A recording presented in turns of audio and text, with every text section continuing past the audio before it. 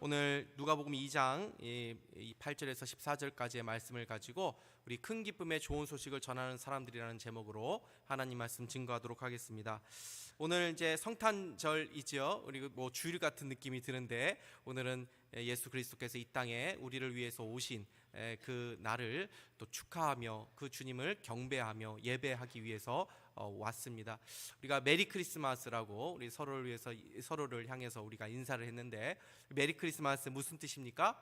예수 그리스도의 우리를 위해서 오신 그 주님을 경배하고 예배하는 날입니다. 메리라는 즐거운이라는 뜻이죠.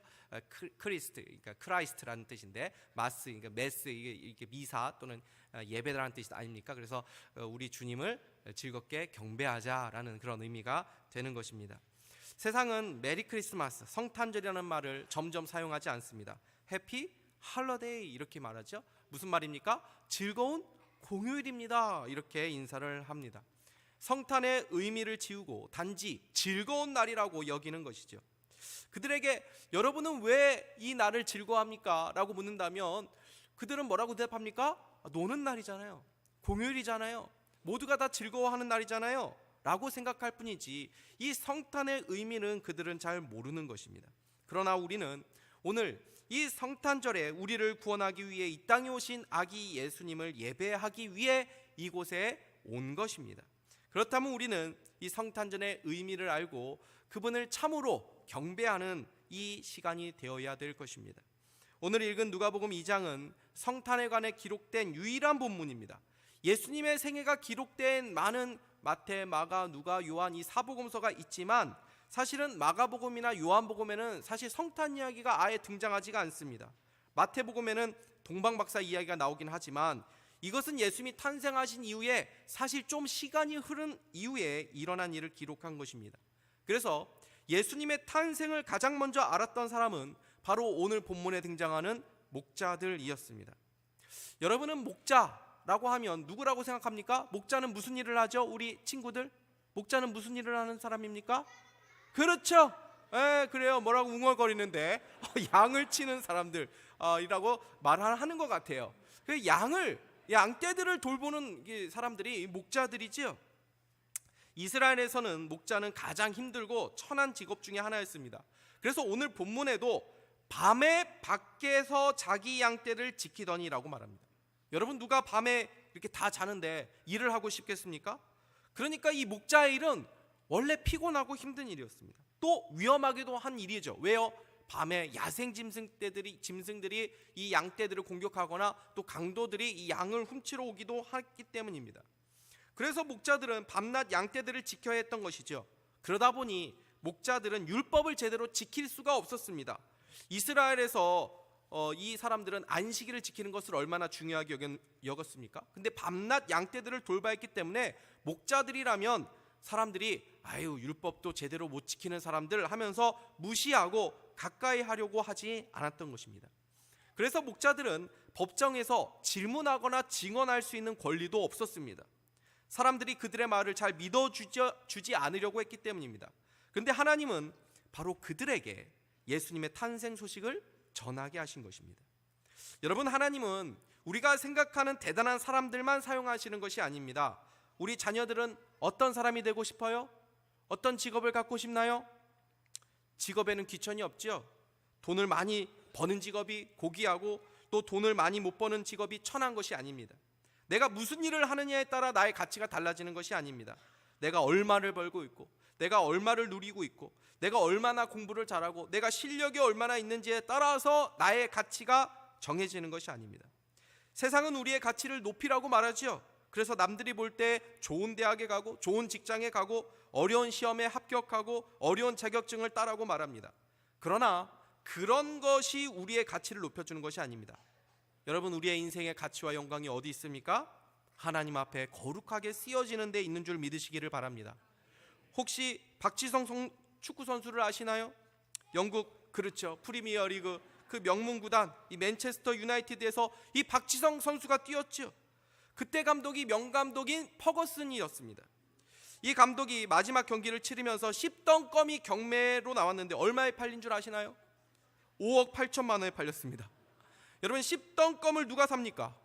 옛날에는 껌이 귀할 때는 씹던 껌도 나눠 먹었던 적이 있었지만 지금 누가 씹던 껌을 달라고 합니까? 그런데 퍼거슨이 씹었다는 이유로 그 껌이 놀라운 가치를 가지게 된 것이죠. 누구에게 쓰임 받느냐에 따라 인생의 가치와 영광이 달라지는 것입니다.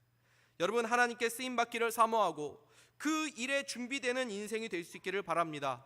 우리와 우리 자녀들이 하나님 앞에 거룩하게 쓰임 받는 인생 될 수 있기를 주님의 이름으로 축복합니다. 그러면 하나님이 누구를 쓰십니까? 가난한 자를 통하여 하나님께서 일하실 때가 많다는 것입니다. 여러분, 가난한 자라는 것은 단순히 돈이 없다는 것을 말하는 것이 아닙니다. 마음이 가난한 사람들을 말하는 것입니다. 교만한 사람이 아니라 겸손한 사람입니다. 심령이 가난한 자는 복이 있나니 천국이 저희 것이며, 마음이 가난한 자들이 천국에 가깝다는 것입니다. 마음이 가난하다는 말이 무엇입니까? 나는 예수님이 없어도 잘 살 수 있어, 하나님이 도와주시지 않으셔도 내 힘으로 아무 문제 없이 살 수 있어 라고 생각하는 사람들은 하나님을 경험하거나 하나님을 볼 수가 없습니다. 그러나 우리가 죄인인 것을 알고 예수님만이 나의 소망이라는 것을 믿는 사람들, 하나님의 은혜가 있어야 된다고 생각하는 사람들이 마음이 가난한 사람들입니다. 때로 하나님은 우리에게 이런 가난한 마음을 갖도록 하기 위하여 여러 가지 고난을 주실 때가 있습니다. 친구들에게 왕따를 당하는 아픔을 주시기도 하고, 가정의 어려움을 겪게 만드시기도 하고, 질병으로 또는 내가 원하는 것을 이루지 못하는 그 실패를 경험하게 하심으로써 우리의 마음을 낮추시기도 합니다. 그때 비로소 우리는 하나님을 찾게 됩니다. 그리고 마음이 높아졌을 때는 들려지지 않았던 말씀이 어려움이 생기면 모든 들려지는 말씀이 나에게 주시는 말씀처럼 들려지는 것이죠. 왜 그렇습니까? 가난한 심령의 은혜가 임하기 때문입니다. 그곳에 예수님께서 찾아오시는 것입니다. 오늘 이 낮고 죄악이 가득한 세상에 예수님이 오신 것처럼 예수님은 죄인들에게 더 가까이 계시고 가난한 자들과 함께 하는 줄 믿으시기를 바랍니다. 그래서 사람들이 무시하고 멸시하는 목자들에게 예수님의 탄생 소식이 가장 먼저 들려진 것이죠. 천사가 목자들에게 전해준 기쁜 소식이 무엇이었습니까? 크게 두 가지인데, 하나는 다윗의 동네에 구주가 나셨다는 것이고, 또 다른 하나는 그 구주가 그리스도, 즉 메시아라는 것입니다. 11절 말씀을 같이 한번 읽겠습니다. 시작. 오늘 다윗의 동네에 너희를 위하여 구주가 나셨으니 곧 그리스도 주시니라. 아멘. 다윗의 동네가 베들레헴이라는 것을 목자들은 잘 알고 있었습니다. 왜냐하면 당시 모든 이스라엘 사람들은 장차 오실 메시아 그리스도가 바로 이 베들레헴에서 태어날 것이라는 이 미가 선지자의 예언을 다 알았기 때문입니다. 미가 5장 2절 말씀 보십시오. 베들레헴 에브라다야, 너는 유다 족속 중에 작을지라도 이스라엘을 다스릴 자가 내게로 나올 것이라. 그런데 당시 예수님의 부모님들은 이 베들레헴에 계시지 않았습니다. 당시 예수님의 부모님인 요셉과 마리아는 나사렛에 계셨단 말이죠. 근데 어느 날 로마 황제가 모든 사람들에게 호적을 등록하라는 명령을 내린 것입니다. 오늘 본문 2장 1절 말씀 보십시오. 그때 가이사 아구스토가 영을 내려 천하로 다 호적하라 하였으니. 여러분, 이 황제가 역사적인 인물이죠. 이 옥타비아누스라는 유명한 황제입니다. 안토니우스와 클레오파트라 이 연합군을 상대로 싸워가지고 이겨가지고 40년이 넘도록 로마 제국을 이끈 위대한 로마 황제였습니다. 이 사람이 이 세금을 효과적으로 걷도록 하기 위해서 모든 사람에게 너희들이 고향으로 돌아가가지고 호족을 등록하라는 명령을 내렸습니다. 한마디로 인구조사를 한 것이죠. 그래서 요셉도 자신의 고향인 베들레헴으로 돌아가게 된 것이고, 거기서 성경의 예언대로 예수님을 출산하신 것입니다. 여러분, 하나님은 당시의 최고 권력자인 로마 황제까지도 사용하셔서 성경에서 예언한 말씀을 이루신 것이죠. 이 세상에 하나님이 보이지 않아도 이 세상 역사를 주관하시는 분이 하나님이신 줄 믿으시기를 바랍니다. 그런데 요셉과 마리아의 입장에서 보면 나사렛에서 베들레헴으로 가는 길은 쉽지 않았습니다. 100km가 넘는 거리인데다가 나사렛에서 이 베들레헴까지 가는 거리는, 이 거리에는 아주 험악한 산악 지역이 있었고 또 오르막길이거든요, 전체적으로. 그러니까 쉽지 않은 길이었을 것입니다. 그러나 그 힘든 길에도 하나님의 뜻이 있었다는 것이죠. 여러분, 때로 우리 인생에 힘든 일이 생기기도 합니다. 내가 원치 않는 상황을 만나기도 합니다. 그러나 거기에도 하나님의 크신 계획이 있음을 우리는 믿어야 합니다. 더욱이 이 베들레헴에 도착했다고 해서 그들이 편한 숙소를 찾았습니까? 아닙니다.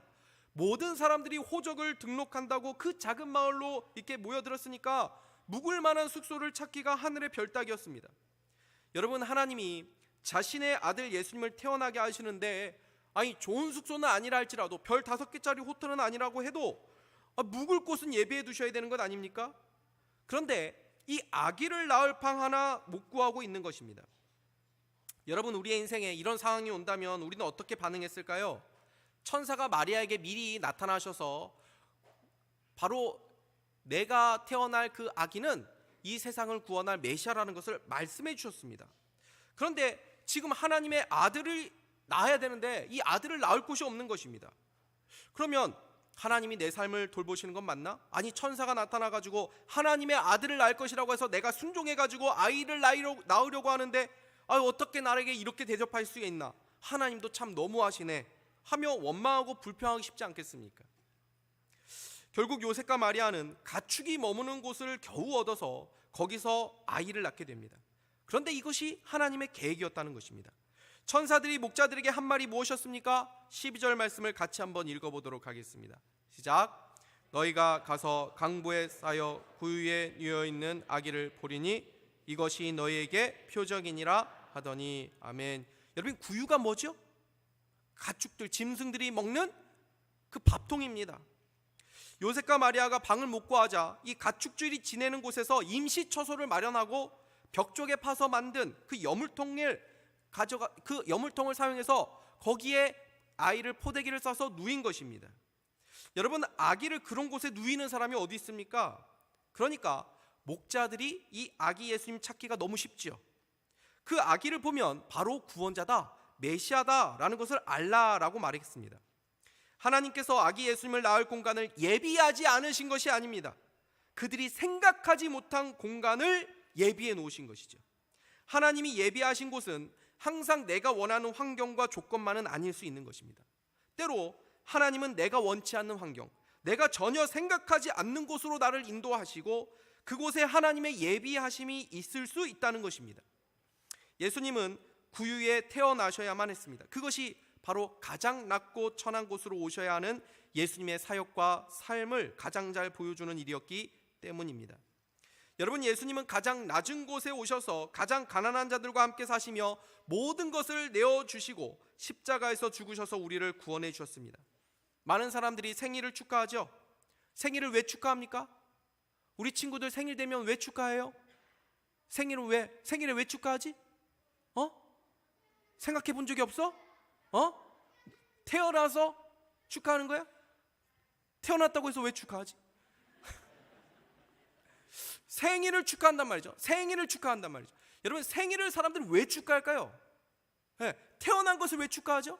거기에는 무슨 의미가 있는 것입니까? 삶이 소중하다는 것입니다. 태어남, 이 생명, 우리가 살아있는 것이 너무나도 귀하다는 것입니다. 이건 값으로 매길 수 없을 만큼 가치 있다는 것을 알기 때문에 탄생을 축하하는 것입니다. 그래서 죽어가는 사람을 수억을 들여가지고 막 살려내려고 하는 것 아닙니까? 누가 1억을 줄 테니까 내일 죽을래? 그러면 죽을 사람 누가 있습니까? 그만큼 삶은 소중한 것이고 값으로 매길 수 없는 가치가 있다는 것입니다. 근데 예수님은 우리에게 영원한 생명을 주시기 위해서 십자가에서 죽으시기 위해서 이 땅에 태어나신 것이죠. 우리를 위해 구유에 누이셨고 또 머리 둘 곳이 없이 사시다가 결국 십자가에서 죽으신 예수님을 우리가 생각할 때 그 예수님 비해서 우리는 사실 너무 이미 많은 것을 누리고 있지 않는가, 또 우리가 더 많은 것을 바라고 있지 않는가 하는 생각을 하게 됩니다. 천사들이 전한 소식을 듣고 목자들이 어리둥절해하면서 있는데 갑자기 또 수많은 천군 천사가 나타나 황홀한 찬양을 합니다. 지극히 높은 곳에서는 하나님께 영광이요 땅에서는 하나님이 기뻐하시는 사람들 중에 평화로다. 여러분, 이 찬양에는 예수님이 누구신지에 대한 아주 간단 명료한 말씀이 나타나 있습니다. 예수님은 먼저 하나님의 영광이라는 것이죠. 요한복음 1장 14절에는 이렇게 말씀합니다. 우리 같이 한번 읽겠습니다. 시작. 말씀이 육신이 되어 우리 가운데 거하심에 우리가 그의 영광을 보니 아버지의 독생자의 영광이요 은혜와 진리가 충만하더라. 아멘. 그러니까 하나님의 영광이라는 것은 바로 하나님의 성품, 하나님이 나타났다라는 것을 말하는 것입니다. 예수님은 하나님이시라는 것입니다.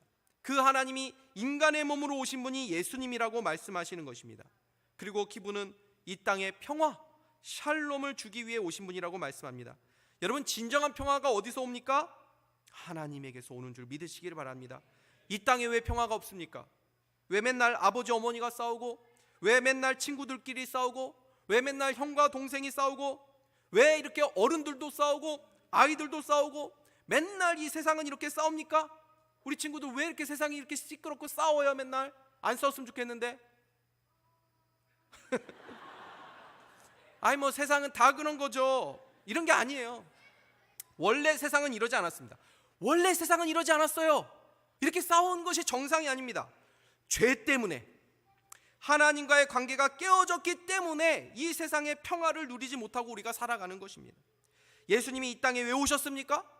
우리와 끊어진 하나님과의 관계를 회복시켜서 이 세상에 참된 평화를 주시기 위해서 오신 줄 믿으시기 바랍니다.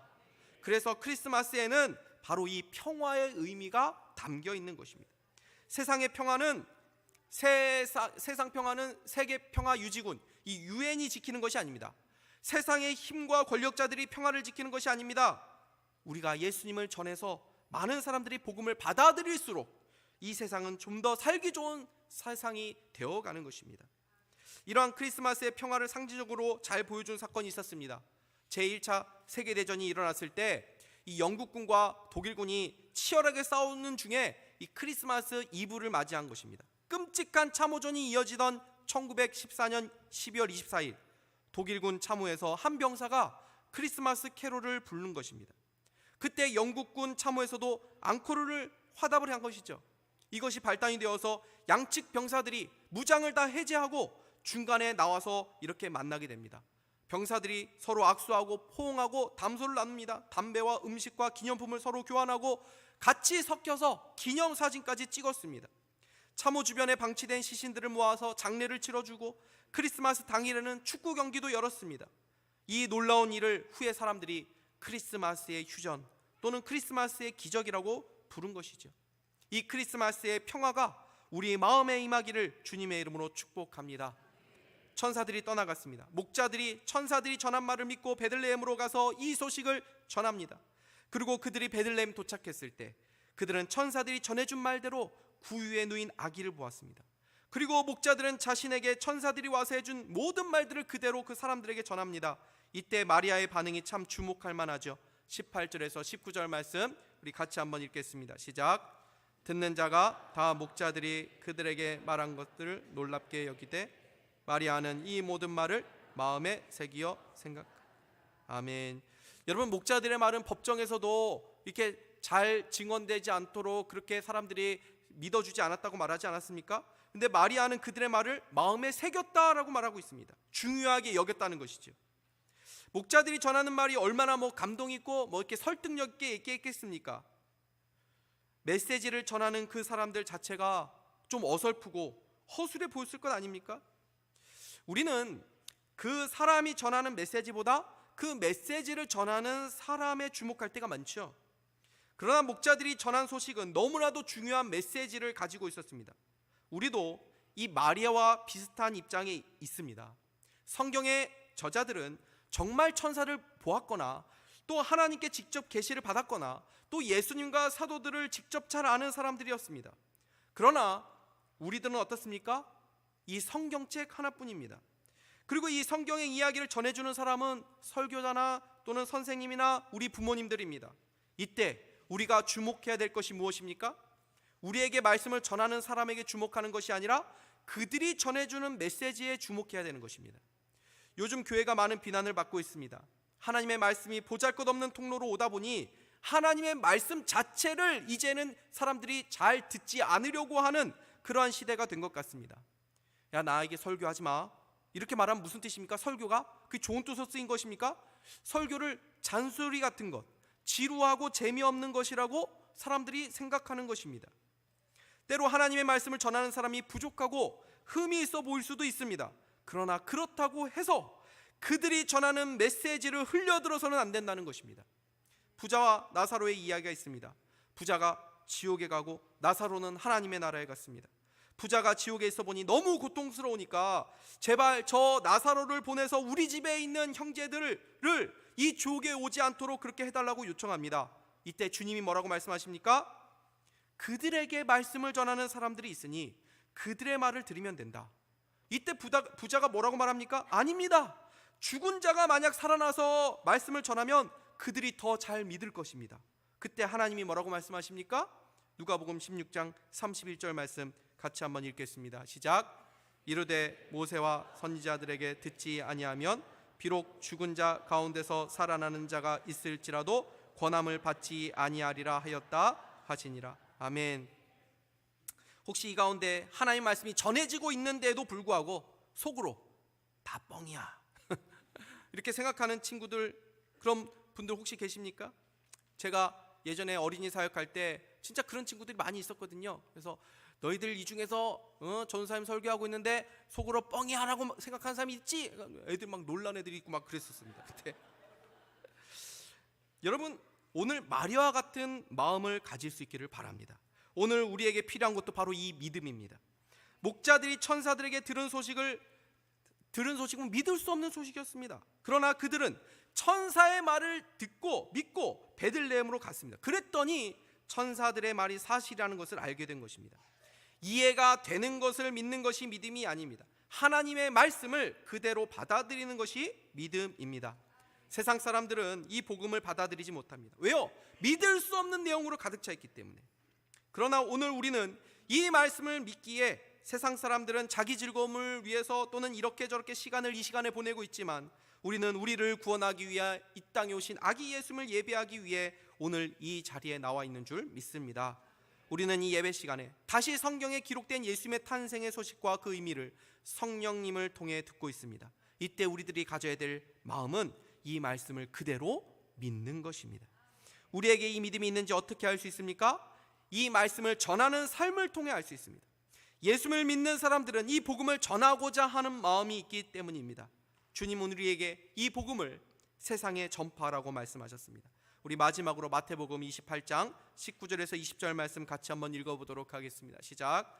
그러므로 너희는 가서 모든 민족을 제자로 삼아 아버지와 아들과 성령의 이름으로 세례를 베풀고 내가 너희에게 분부한 모든 것을 가르쳐 지키게 하라.